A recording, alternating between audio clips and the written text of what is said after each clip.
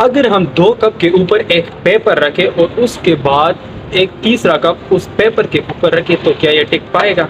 Of course नहीं, क्योंकि ऐसा मुमकिन नहीं है नॉर्मली। तो आज ये हम करके दिखाएंगे और हाँ, इसमें पानी भी भरेंगे। का भरा हुआ कप इस पेपर के ऊपर मैं रखूंगा। चलो वीडियो को शुरू करते हैं।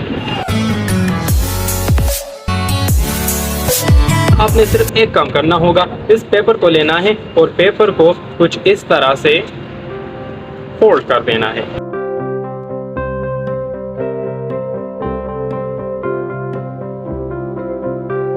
तो अब इसी तरह पेपर फोल्ड हो गई है हमारी, तो हम इसके ऊपर ये रखेंगे और उसके बाद अब ये कप रखेंगे।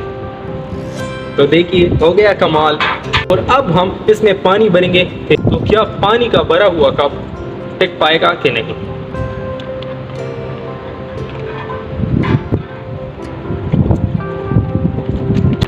तो ये देखिए ना, हो गया ना कमाल। पानी का भरा हुआ कप कागज के ऊपर टिका हुआ है। तो अगर आपको ये वीडियो अच्छी लगी तो चैनल को जरूर सब्सक्राइब करिएगा, क्योंकि इसी तरह की वीडियोस में लाता रहूँगा।